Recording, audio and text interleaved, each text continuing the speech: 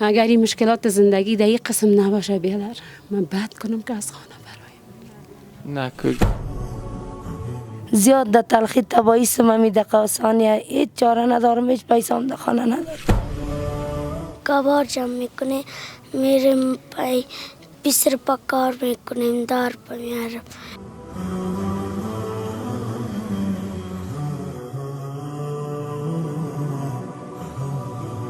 زندگی بیادر به خی وضعیت خراب است.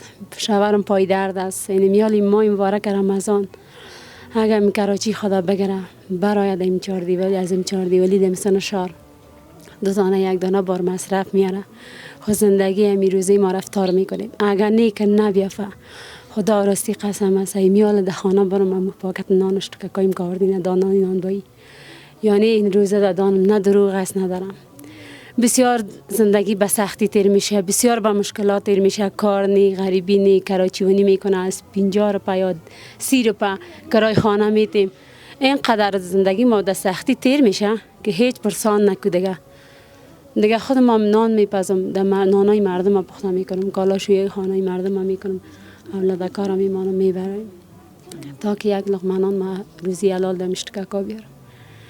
اگر این مشکلات زندگی در این قسم نباشه بیادر، من بد کنم که از خانه برایم. نکو گیره نکو. خواهرم حالا میتوان مشکلات شما را حل کنم. شما را تماشا میکنن دوستات. من انشالله ما بتونیم خواهر محترم اسپانسر کنیم. لینکار مشاهده میکنین دوستان عزیز. ما به خیر استفاده کنیم.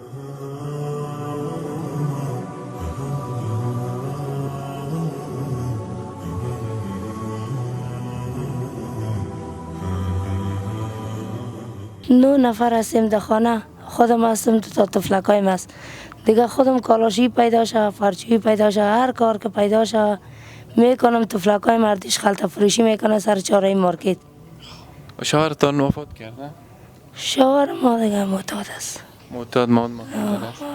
مواد مخدر میزنه. و اینجا کراشش دیم؟ کراشش دیم، خانه رو چپه میکنه، در کوچکشی سیم. زیاد در تلخی تبایی سممی دقیقه آسانیه، هیچ چاره ندارم، هیچ پیسام در خانه ندارم. بسیار وضعیت خراب است. بچه کلانتان چند ساله است؟ بچه کم 13 ساله است. در مارکت کار میکرد دیگه. بسیار هر روز اذیت آزار میکردن مردم. بردمش مدرسه شاملش کردیم، درس میخوانه دیگه. واقعیت کاریگر ندارم. 2 تا 1 تا 11 ساله از دخترک 5 ساله خلطه فروشی میکنه. خدا مشکلتان حل کنه. این بخیر مواد استفاده کنین. تشکر از هر مؤمن مسلمان از خودتان تشکر. خواهش میکنم بخیر که خدمت کردی به ما. خداوند خیرتان بده. خدا در سر مالتان در جوانیتان کسی که کمک کرده خداوند در حال بیتش برکت بده. الهی امین. بخیر باش.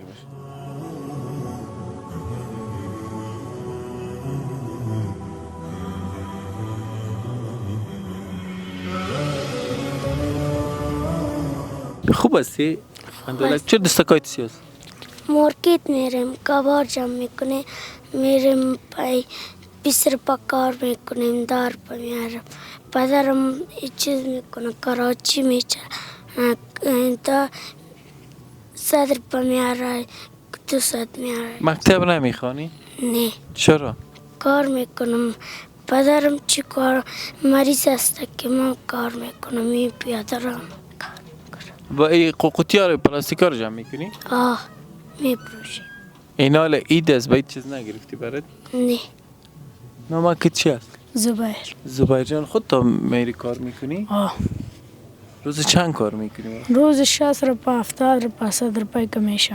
مکتب میری؟ نه. چرا؟ کار میکنم. مکتب پیش میخواندم مال پدرم که مریض شده که حالا مکتب ایلا کردم کار میکنم. صنف چند بودی سابق؟ صنف 2 3 بودم. 3 صنف. صنف 3 بودی؟ نامه خود چی هست؟ محمد جان. خودت هم کار میکنی؟ خودت هم کار میکنی؟ نه. خودت هم میکنی؟ نامه چی هست؟ سیف. چی؟ سیف؟ نامه سیف هست؟ نامش سیف هست. دوستان عزیز انشالله ما میخواهیم که به خانواده فیروزه جانشان اسپانسر پیدا کنیم و شما تمایل دارین که این خانواده رو کمک کنین. سرپرست این خانواده که برادر از تکلیف داره، وضعیت صحی مناسب نداره دیگه چه بهتر میشه که این دختر کار و بچه کار شما از سرکا و از اینجا جمع کنین که دیگه به کار نرن و درس خدا بخوانن، شما به اینا کمک شوین.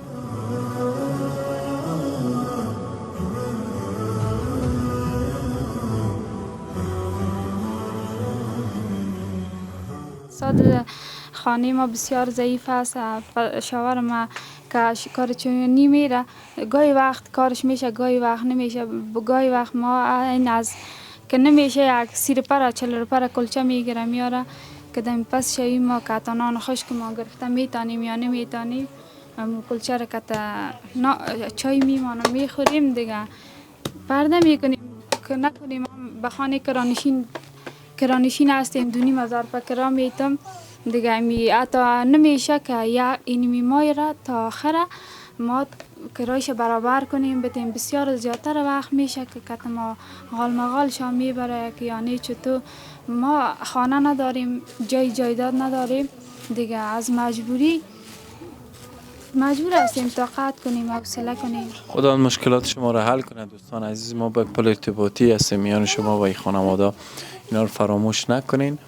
ما بعد از ماه مبارک رمضان نیز برنامه ما جریان داره، در رمضان نیز جریان داره. خب دوستان عزیز، 4 خانواده که امروز کمک شد از خواهر ما معصومه کمک شدن که اینا 2 مریض دیگه دارن به نام مروه و ستاره. الله متعال اینا رو شفای عاجل کامل عنایت کنه و ما خانواده هم گفتیم بهشان حتما در وقت افطاری دعای خیر میکنه. ما هم دعای خیر میکنیم. دوستای عزیز، لینکار شما مشاهده میکنین، بین خانواده رو کمک کنیم. مثل ازی مادر بزرگواری که در واقع 27000 روپیه با خاطر خانواده 27100 افغانی روان کرده. الله متعال بهشان پاداش خیر عنایت کنه. لینکار مشاهده میکنین. السلام علیکم و رحمت الله.